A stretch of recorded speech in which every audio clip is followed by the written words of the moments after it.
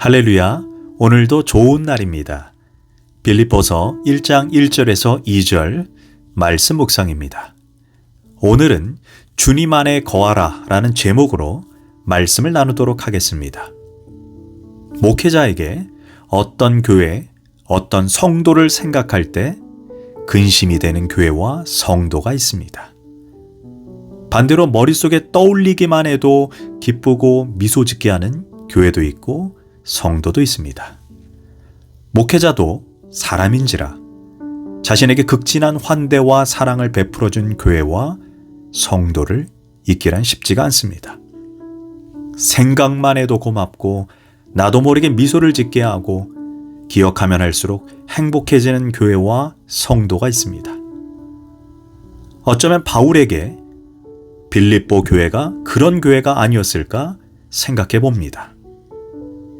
지금 바울은 로마 감옥 안에 갇혀 있는 비참한 신세입니다.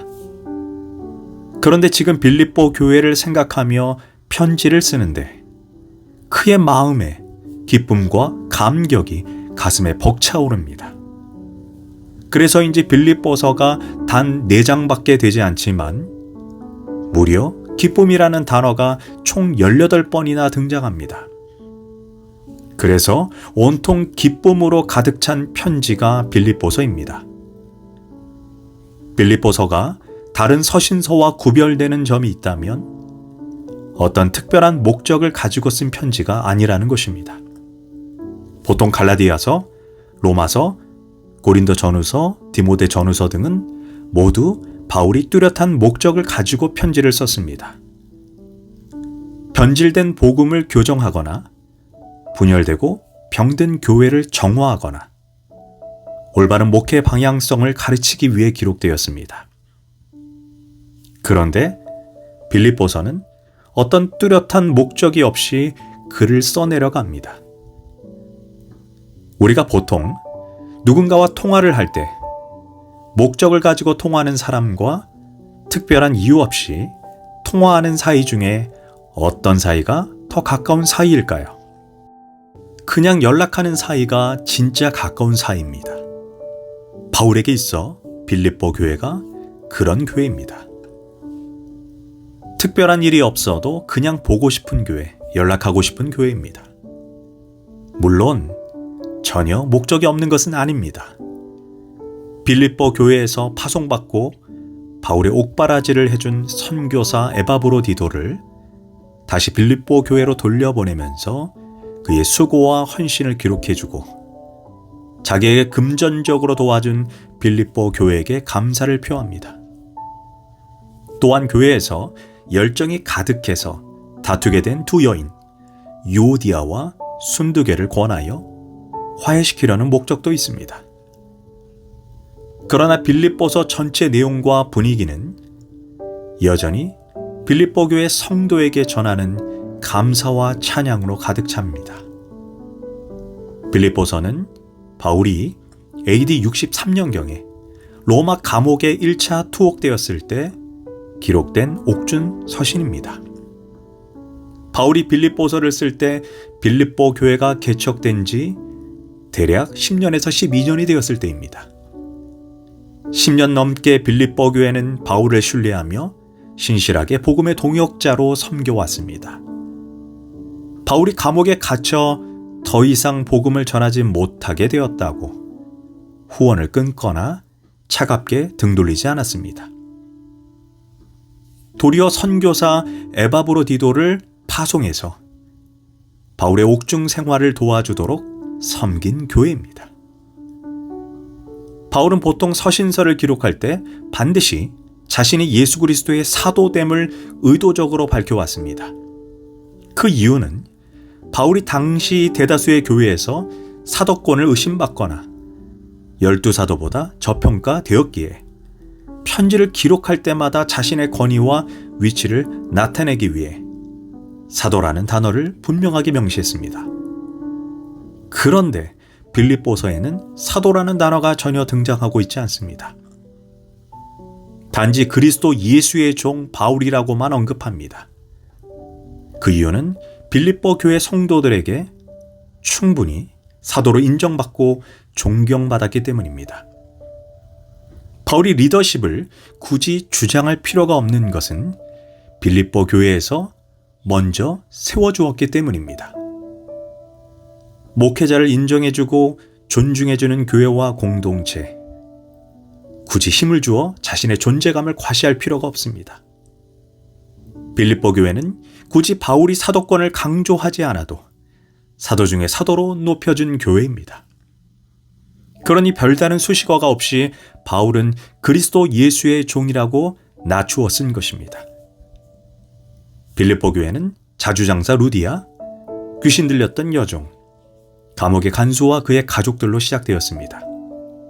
비록 끝까지 큰 교회로 성장하지 못했지만 아주 내실이 있는 단단한 교회입니다. 빌립보서 수신자를 보면 1절에서 빌립보에 사는 모든 성도와 또한 감독들과 집사들에게 라고 말합니다. 빌립보 교회에는 성도도 있고 리더인 감독도 있고 교회 살림을 맡아서 하는 집사들도 있었습니다.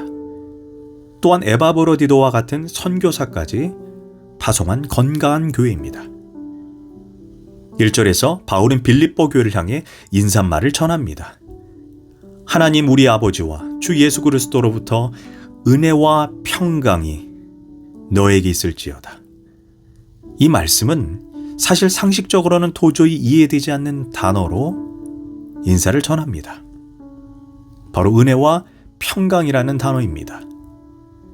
감옥 안에서 자유가 박탈된 사람이 감옥 밖에서 자유롭게 살아가는 성도에게 은혜와 평강을 전하고 있기 때문입니다. 엄밀히 말해 감옥 밖에 있는 사람이 감옥 안에 있는 사람에게 해주어야 할 위로의 말이 은혜와 평강인데, 반대로 감옥 안에서 감옥 밖에 있는 사람에게 은혜와 평강을 빌어주고 있다는 것입니다. 지금 누가 누구에게 은혜와 평강을 전한단 말입니까? 은혜와 평강은 감옥 안에서는 어울리지 않는 단어입니다. 감옥 안에서는 원통함, 복수, 절망, 한숨, 억울함, 증오, 이런 단어가 어울리지 않습니까? 그러나 바울은 감옥 안에서 결코 찾아볼 수 없는 단어를 찾아 빌립보 교회 성도들을 축복합니다. 사실 우리는 창살 없는 감옥이라는 세상에 살아도 두려움, 염려, 근심, 좌절로 넘어질 때가 얼마나 많습니까? 그런데 실제 창살로 갇힌 감옥 안에서 어떻게 빌립보 교회 성도들에게 은혜와 평강을 빌어줄 수 있을까요? 그 비결은 주 안에서라는 단어에서 힌트를 얻을 수가 있습니다. 1절입니다. 그리스도 예수의 종 바울과 디모데는 그리스도 예수 안에서 빌립보에 사는 모든 성도와 감독들과 라고 말합니다. 지금 바울은 빌립보 성도들에게 로마 감옥 안에서 문안한다라고 말하고 있지 않습니다. 나는 지금 그리스도 예수 안에서 너에게 문안한다라고 말합니다. 그는 언제나 주님 안에, 예수님 안에 내가 있기에 그곳이 감옥이든 빈들이든 사막 한가운데 있든 상관없이 은혜와 평강이라는 단어를 사용할 수 있었던 것입니다. 내가 주님 안에 있다는 것을 분명히 알고 있는데 은혜와 평강을 어찌 잃어버릴 수가 있겠습니까? 주님 안에 있으면 주님이 나를 지켜주시는데 무엇이 두렵습니까? 사실 저는 가끔 성난 파도와 바다를 볼 때 너무나 무섭고 두렵다는 생각을 가끔 하게 됩니다. 저 깊은 바다 속에 빠져든다면 난 반드시 죽게 될 것입니다. 하지만 내가 잠수함 안에 있다면 어떻게 되겠습니까? 아무리 깊은 바다 속에 설령 내가 빠진다 해도 두렵지 않을 것입니다. 내가 잠수함 안에 있다는 것을 내가 명확히 알고 있기 때문입니다. 그러나 내가 뚜껑을 열고 잠수함 밖으로 나오는 순간 그 자리에서 죽게 될 것입니다. 바로 잠수함 안에 있으면 안전한 것처럼 주님 안에 있는 사람은 안전합니다. 이것을 깨닫게 될 때 우리는 자연스럽게 알게 되는 성경 구절이 이사야 43장 2절 말씀입니다. 내가 물 가운데로 지날 때 내가 너와 함께 할 것이라. 강을 건널 때에 물이 너를 침몰하지 못할 것이요. 내가 불 가운데로 지날 때 타지도 아니할 것이요. 불꽃이 너를 사르지도 못하리니. 주님 안에 있는 사람만이 경험할 수 있는 기적입니다.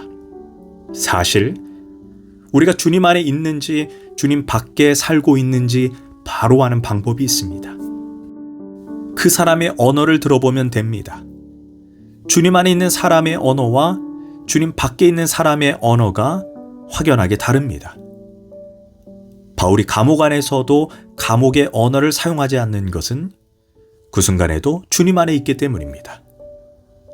우리가 은혜와 평강과 비슷한 단어를 많이 쓰고 있으면 틀림없이 주님 안에 있는 것이고, 한숨과 걱정하는 소리, 절망과 염려의 언어를 사용한다면 주님 밖에 있는 것입니다.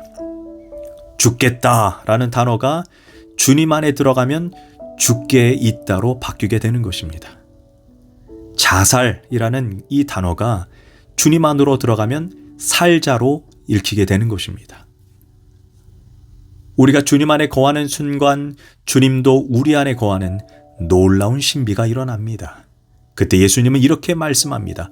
너희가 내 안에 거하고 내 말이 너희 안에 거하면 무엇이든지 원하는 대로 구하라. 그리하면 이루리라. 주님 안에 거하면 우리는 끝내 승리하는 인생이 됩니다. 기도하겠습니다.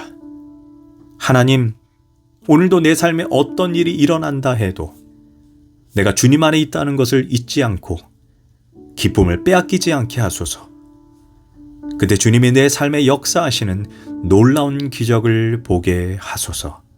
예수님의 이름으로 기도합니다. 아멘.